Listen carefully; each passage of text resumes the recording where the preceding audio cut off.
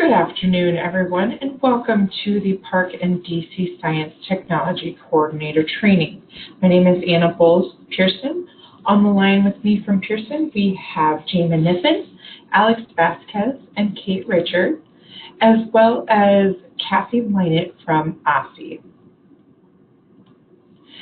On the agenda today, we'll be talking about resources, TestNav 8, PearsonAccessNext, technology setup, infrastructure trials, before, during, and after testing, as well as additional information. Starting with resources, we have a new site this year called the DC Resource Support site. It is dc.mypearsonsupport.com, and we have out here quite a few manuals, the technology guidelines and the user guides, as well as the test administrator manual and test coordinator manuals, as well as the accessibility features and accommodations manual. Also on this site are the training modules, which are PearsonAccessNext and TestNav training modules. TestNav 8, we have an update to the browser-based requirements. Secure testing is only available in the TestNav app mode this year. Starting in the fall of 2018, browser-based testing was not supported. So starting this administration for spring, you will need to download the TestNav app at download.testnav.com. TestNav app requirements include the following. This is a running list and is currently updated as testing finishes. This page is always updated. And this software requirements page can be found on the TestNav system requirements link that I've provided right here. Changes to technology requirements include the TestNav requirements documentation. We've got the TestNav 8 user guide as well as the recently updated section. Those will be two links that you'll want to keep close by. New operating systems that are supported for this year. There are quite a few iOS updates. Newly added in the past couple of days was 12.1.4, testing in progress for iOS 12.2, and also newly added is Chrome OS 72. And that is, again, within the past few days. Firefox support ended. So Mozilla ended support of the Netscape plugin application programming interface for the Java plugin for its Firefox ESR browser before the start of the 2018-19 school year. And as a result, Pearson ended the support for secure testing starting in August of 2018. All customers must begin using the TestNav app in the 2018-19 school year. What needs to be done? You will want to follow the setup pages for application operating systems and follow those setup instructions for the TestNav app. Automatic assessment and configuration. There are steps required when students are testing with iPads. You need to allow the microphone and allow the self-lock prompt. Guided access mode or managing device security via an MDM are no longer used for TestNav, and using either of these processes will prevent students from accessing their tests. When signing into the test, students will be prompted to lock down the device, and once they click yes, the device will be locked down until they either submit their test or log out. If a student clicks no, they will need to sign in again. The TestNav app is available for download at download.testnav.com. And it runs on specific versions of Windows, Android, Chrome OS, Mac OS, Linux, multiple different things. I've included the TestNav system requirements link again on this page. There are no Java dependencies, no pop-up blocker settings required, identical student login experience on the Chromebooks and iPads, as well as they're compatible with touchscreen devices. Additional notes, always test for AT compatibility when completing an infrastructure trial. The download TestNav page is listed here at download.testnav.com. And what's new this year that have been applied for spring 2019, we've got a couple error messages that were added. there's a TestNav detects AirPlay running, and then TestNav detects features enabled on the device. So those are 2 new error messages. Secure browser-based testing, again, is no longer supported, and all secure tests must use the TestNav app. All practice tests and operational tests will be accessed via the District of Columbia TestNav customer. There is no longer a need to use the PARCC training customer. PearsonAccessNext. PearsonAccessNext login page looks like this. We have included DC Science and PARCC in the same one and provided snippets of both. Once you sign in, this is your home page, as well as all of your links as normal on the top of the page. And as you will see in the very top of the screen, our administration is 2019 Spring PARCC and DC Science. So what's new this year? PARCC, ELA, and Math and Science, DC Science, are a combined administration this year. And there is a new DC training PearsonAccessNext site. That link is located on the bottom of the home page in your links section. Technology setup. To configure the network, none of the TestNav 8 domains and ports have changed, so I've listed those out here. The Precaching local network ports are all the same, as well as the PearsonAccessNext domain and ports. ProctorCaching for TestNav is the Pearson-supplied software that is used in conjunction with TestNav to reduce bandwidth requirements and accelerate the delivery of test content. ProctorCaching allows you to pre-cache test content to your local network before a test and reduces the burden on your internet service provider by eliminating redundancy in the request for test content. It stores an encrypted local copy of all pre-cached tests. And here's a snapshot of the network going back and forth. On the left is without ProctorCaching, and on the right is with ProctorCaching. You see that all of those computers would go back to the TestNav server should you not ProctorCache, but then to a local station if you do. ProctorCaching runs on Windows. It does not require an underlying server-based operating system. Hardware requirements can be found, again, in our technology setup of the DC resource site. TCP ports include 880 and 443 for Internet, 4480 and 4481 for local network.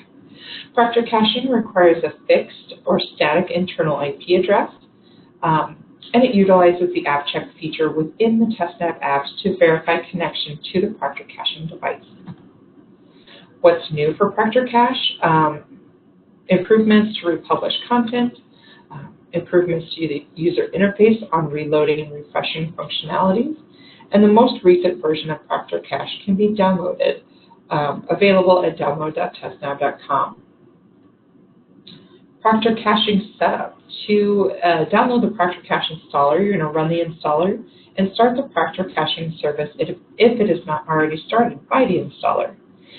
Add a ProctorCaching computer to the TestNav configuration within PearsonAccessNext at the district or school level, and use the app check with a configuration identifier from the TestNav configuration in PearsonAccessNext on a client computer to verify that ProctorCaching is functional.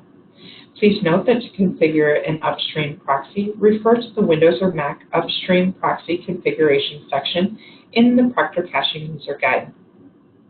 To download and install the ProctorCache, there is a link at download.testnav.com for downloading that. To create a TestNav configuration, you will sign into PearsonAccessNext Training Center for DC or the production DC PearsonAccessNext website. Once you've selected the correct administration in the top right drop-down menu, select Setup and TestNav Configurations, and then you will select Create or Edit Configurations and click Start to launch it. Once in this page, you will enter a configuration name. Using the Organizations drop-down menu, select your school or district. Enter the computer name, IP address, and port, and check Uses Pearson ProctorCaching software. Then specify student response file backup locations and click Create. Completed TestNav configurations will show a success changes saved. And for the details, the configuration details allows you to edit the configuration name, add additional organizations to the configuration, edit the settings, and add pre-caching computers to the configuration. With multiple TestNav settings, please note that you can now change the default configuration by checking or unchecking default computers used for sessions and delete the configurations. The pre-caching computer override option should be used with caution. When this option is selected, all TestNav clients will bypass Proctor caching that is unavailable and send out the traffic to your internet until you're logged out of that session. So for districts with limited bandwidth, this can cause widespread network connectivity issues. TestNav configurations work from school to district, and a school pre-caching machine will take precedence over a district. If a school does not have a setup, then the district setup will apply.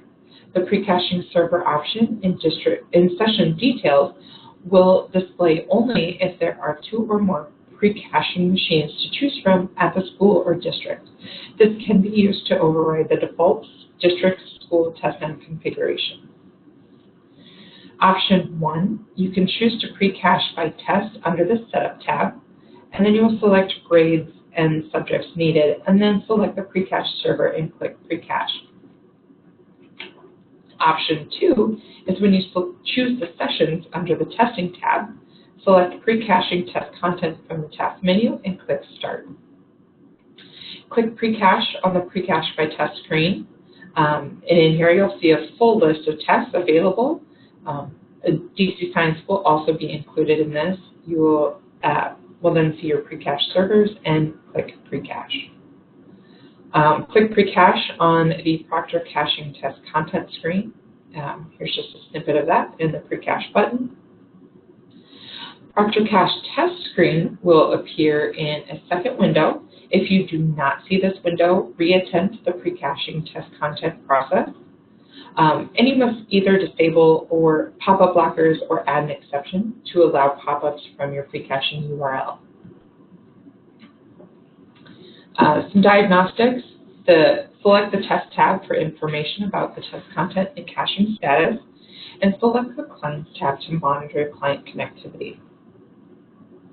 On the Test tab, content is displayed at the test inform level. Functionality is available to purge selected test content. Purging is not required when you're recaching test content, though. When clicking Purge, a password will be required. Do not use refresh, as this action is not functionable on DC content. Clicking on a test name will display individual items in a test, which are encrypted. Test tab statuses, you have OK for the test content. Not loaded, waiting, or loading basically just means your content is not yet cached, preparing to download, or currently downloading the content in the queue. Failed to load content, MD5 check invalid, or MD5 mismatch means that there was a failure in downloading the content. The MD5 comparison failed, or the comparison was successful but files did not match. In general, any status in red is a critical problem. In the Clients tab, clients that have connected to the TestNav are listed by IP address, and clicking on a computer name will display the client details screen, which displays information regarding a particular computer connecting to ProctorCache. Clients list tab statuses. OK, the client is active. Idle or long idle means that you are idle from 5 to 30 minutes or 30 minutes to 12 hours since the client was active. Clients are removed from the list after 12 hours of inactivity. While you're logged into the Proctor caching machine, use the URL localhost 4480. The Settings tab will be available to change the password used to purge the test content. And for guidance on ProctorCache password settings, please review the ProctorCache password settings section of the Setup and Use ProctorCache page. Infrastructure trial. The purpose of an infrastructure trial is to confirm that your testing devices are set up correctly, that your network will bear the full load, Proctor caching is working, Participating staff know what to do for computer-based assessments, and that students are familiar with the computer-based tools and format. Prior to an infrastructure trial, there is a technology setup that needs to be completed by technology coordinators and a set of tasks in PearsonAccessNext that need to be completed by test coordinators. The duration of these set of tasks can vary from school to school. An infrastructure trial should take approximately 60 minutes to administer. Schools are encouraged to provide any feedback on the infrastructure trial to their LEA. LEAs should then contact the appropriate state test lead with feedback and/or concerns regarding software or hardware issues. Who should be involved in infrastructure trials? It should be all district and school personnel responsible for participating in computer-based assessments. The infrastructure trial provides the opportunity to collectively evaluate the test environment and identify or resolve potential issues prior to testing. Student participation is recommended but not required. It's up to the districts and schools to decide if the infrastructure trial needs to be completed at the district level or at the school level. Where to start? The infrastructure trial is conducted using the PearsonAccessNext training site at trng-dc.PearsonAccessNext.com. You will verify that all staff members participating in the trial have received user IDs and passwords for the PearsonAccessNext training site. Also, have staff members review the manuals and training modules. Please refer to the Spring 2019 PARCC and DC Science Infrastructure Trial Readiness Guide for complete instructions. Complete technology setup prior to the infrastructure trial, and that includes configuring the network, ProctorCaching, device readiness, TestNav and ProctorCaching configurations. Districts and schools will need to complete the following in PearsonAccessNext prior to the infrastructure trial. You will need to create sample students, sessions, prepare those sessions, and print the student testing tickets. To create sample students, you will log into PearsonAccessNext training site, choose the test administration, click Setup and select Students. Generate those sample students from the task menu and click Start to continue. Complete the Generate Sample Students screen, add the sample students to a class, and click Generate to complete the process. Go to the Testing tab and click Sessions. From the Select Task drop-down menu, select Create, Edit Sessions, and click Start. To complete the session details, you will need to fill out everything with a red asterisk, including session name, your test assigned, your organization, form group type, Precaching computer, and click Create. To add the sample students to a session by class, you will use the drop-down menu to find the students by class in your school. Preparing a session must be prepared before students can log in and take their tests. This can be done at any time in the training site and is available for spring infrastructure trials. A session must be started and a unit must be unlocked before students can log in and take their tests. This can be done at any time before testing once the session has been prepared. If the session has not been prepared, the Start button will not be green. To print student testing tickets, you will use the Resources drop-down menu and select the way you prefer to print those student testing tickets.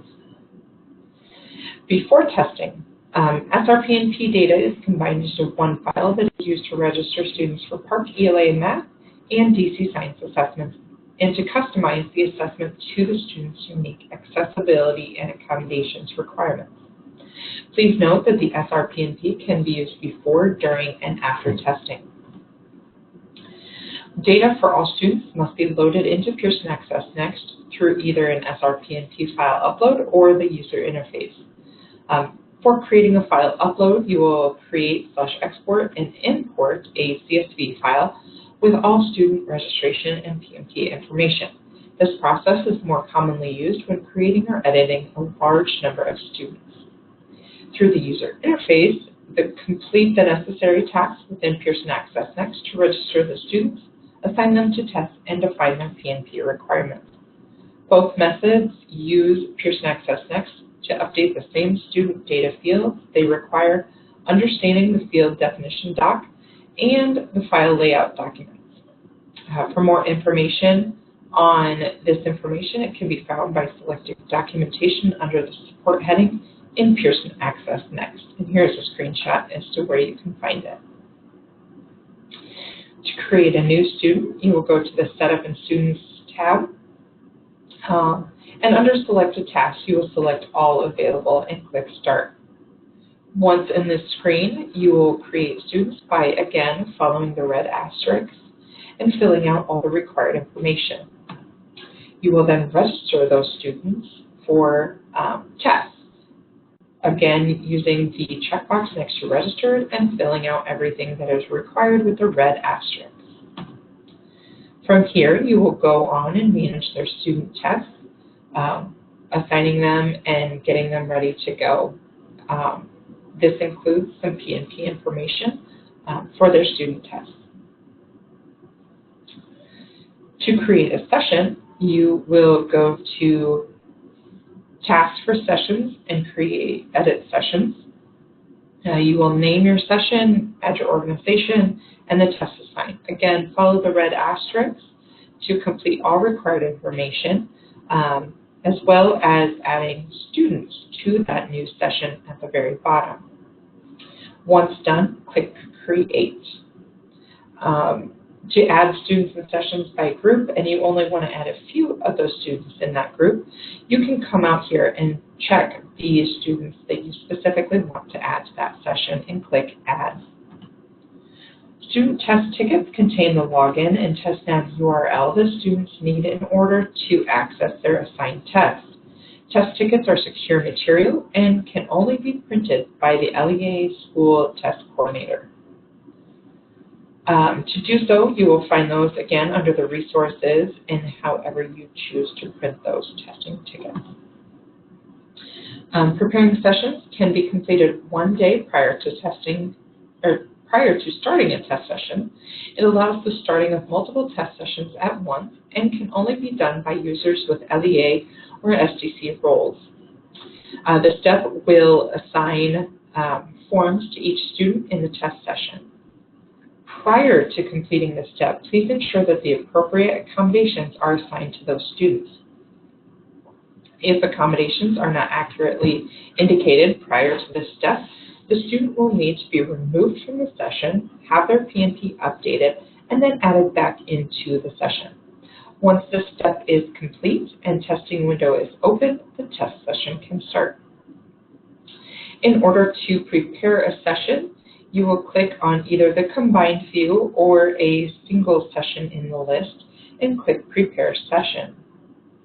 Accommodation indicators are markers that appear next to the student ID on the student's session screen if an accommodation was identified for a student record on the Manage Student Test screen or through an SRPNP import. These forms are independent forms and cannot be combined. They use indicators to identify errors in accommodation settings. So if you have a student assigned to an accommodation and they shouldn't have one, that is a good check to verify. To start the session, all sessions must be started and a unit must be unlocked before students can log in and take their test.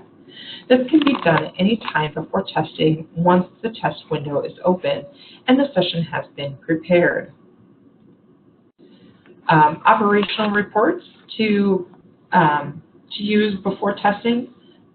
We have actually listed out a few of them here. They can be found by going to Reports and selecting the operational reports. The big ones that you would want to check out are student counts, students registered but not assigned to a test, PNP accommodations for student tests, session roster, students with online tests but not assigned to a session, and the biggest one is probably students where responsible district or school is different from testing district or school. When you have students that transfer between organizations, please submit a work request through PearsonAccessNext. To move a student to your organization or school, you must send a request to the student's current organization or school.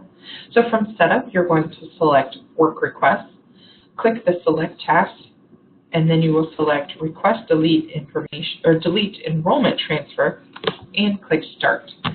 You will type and select the student details to search for a student to transfer and click Search. You will all need to fill in the required fields with the exact information that the student file contains. Under Change Enrollment To, select the organization which you want to transfer the student and click Send Request. To move a student from your organization or school, you must authorize that transfer request from the new organization or school. To do so, you will go to Setup, select Work Request, click the Work Type filter and select Enrollment Transfer. Select an enrollment transfer request and click Select Task, and then from here you will choose the Approve, Reject, Enrollment Transfer and click Start. Review the enrollment request and approve or reject accordingly. During testing, administrators will need to lock and unlock units of the test for students to access units. Only one unit of a student's test can be unlocked at a time in a session. That unit will need to be locked before unlocking the next unit. Students can only log in to tests if they are in ready or resumed status in PearsonAccessNext. Here is a screenshot showing how to lock or unlock unit, and then what the student's test looks like is at the bottom. To monitor testing, you can see that the student at the bottom of the page is in an exited status. Checking on student test and item progress, you can click into that and see that the student has answered 17 questions, they visited 2, and they have 6 remaining. Scrolling further down in the same page, you can see timestamp and what items they have answered. Student test status key, you have ready, resumed or resumed upload, active, exited, completed, or marked complete. Option 1 to resume students would be to use the drop-down arrow next to their status and click Resume. Or option 2 to resume multiple students, you would go to the Students in Session screen and select the Resume Student Test task. In the event that an incorrect P&P has been assigned to a student and the test session has been prepared, P&P options will require that the student be removed from the session before the P&P can be updated. The student can be re-added to the session after changing a student's P&P. The Accommodation Indicators on the Students in Session screen can be used to verify that an accommodated form has been assigned to the student. Precaching is not necessary when changing form assignments or adding new students to a session. Important notes for makeup testing. Schools can choose to move students who miss a day of testing into separate makeup sessions, or they can leave those students in their original sessions and manage their makeup testing using the combined field. Units can be taken out of order for makeup testing only. Documentation on this can be found at the DC resource site, and it is called Makeup Testing Directions for Computer-Based Testing. Makeup Testing Session Checklist. To keep the original testing session, you can unlock the unit that the student will be testing. They will use their original student testing ticket to log in. You will administer the test, and then when the student is done testing, have them click Submit. If you are moving the student to a new makeup session, create that session and add the student or students, unlock the unit that the student will be testing, print and use the new student testing ticket, and then you will administer the test. Have the student submit the unit when they're finished. For marking test complete, you will use the Students in Session screen and click the task Mark Student Test Complete. From here, you will be able to select the unit or units that need to be marked complete and click the Mark Complete button. Operational reports, again, to be used for this area would be students currently testing online and students with multiple tests. These are two useful reports to use during the assessment. Some troubleshooting common error codes. A lot of these are have been previously used, but I wanted to keep them in here just for ease of visibility. Again, some older codes that may come up often. On this page, we have a couple new error codes, 3043 and 3044 through 3047. 3043 is TestNav has detected the AirPlay is running, and we must disable AirPlay and sign into TestNav again. 3044 to 3047 are that TestNav has detected the following features enabled on your device. You basically need to follow the steps and sign in again. One technical troubleshooting piece of information to adhere this year, again, is changing the different customer. If a student can't log in, that could be the case. We always want to make sure that students see District of Columbia, now that we don't have to use that PARCC training customer, and all of our practice tests are under District of Columbia now. Troubleshooting steps for test administrators. Have the students resumed in PearsonAccessNext. You can also have the student log in again and on the same testing device. If the same error occurs repeatedly or if the same error is affecting multiple students, please contact your technology coordinator. Do not move the student to another testing device unless the student safely exits the test using the logout feature. This will help prevent the student responses from becoming more difficult to retrieve. If the school has set up secondary save locations in the TestNav configuration for all device types, TestNav will always look in the primary and secondary save locations for a student response file when the student logs into the test. One thing to note on here is that the secondary save locations for Chromebooks are not available. This is similar to what has been communicated in the past. Here's some links for TestNav error documentation, TestNav online support, early warning system triggers, TestNav error codes, SRF, and log files. TestNav expected behaviors. Not all problems have error messages, and not all problems are technical issues. The TestNav expected behaviors document is available on the DC resource support site. It's designed to help users who encounter behaviors in TestNav that are different than anticipated or don't appear to be working properly, but are non-critical limitations or are expected behaviors.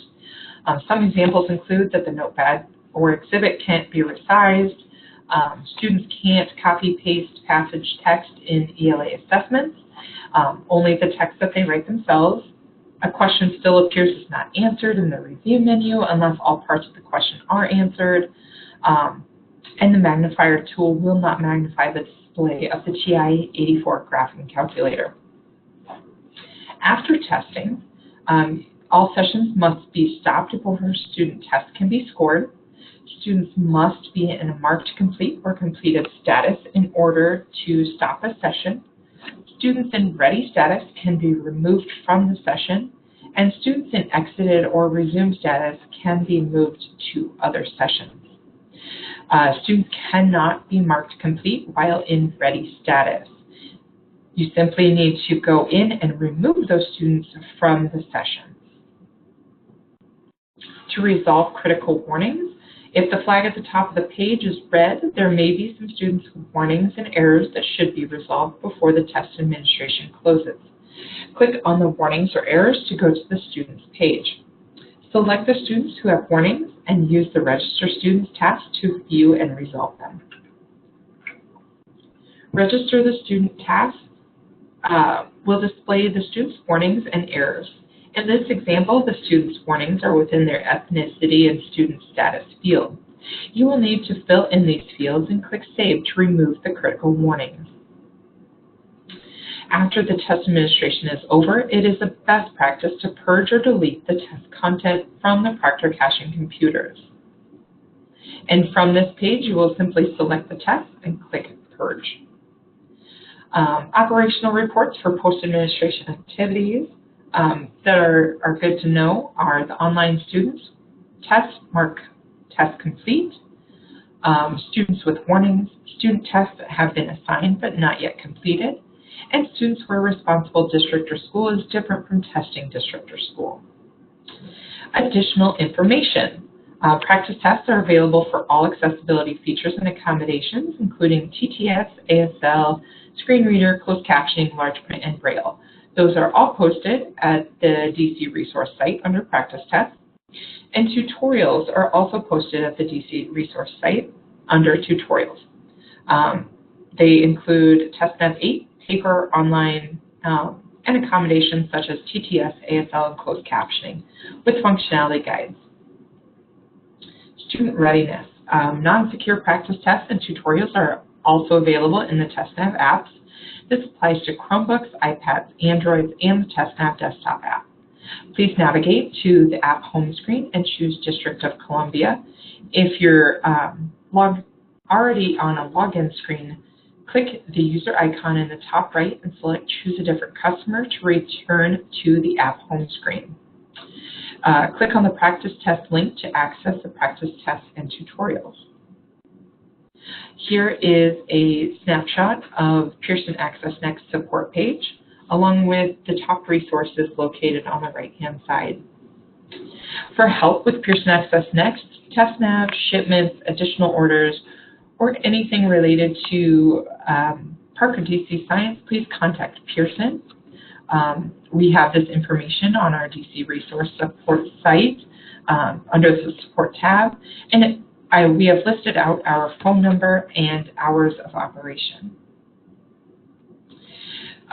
For the training modules, please visit the DC resource support site under manuals and modules to find test administration modules and coordinator modules for technology.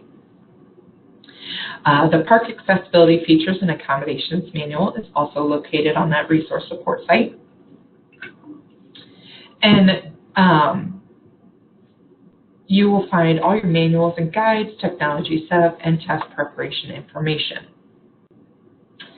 That takes us to questions and answers. And we thank you for attending the presentation. Have a wonderful afternoon, everyone. Thank you.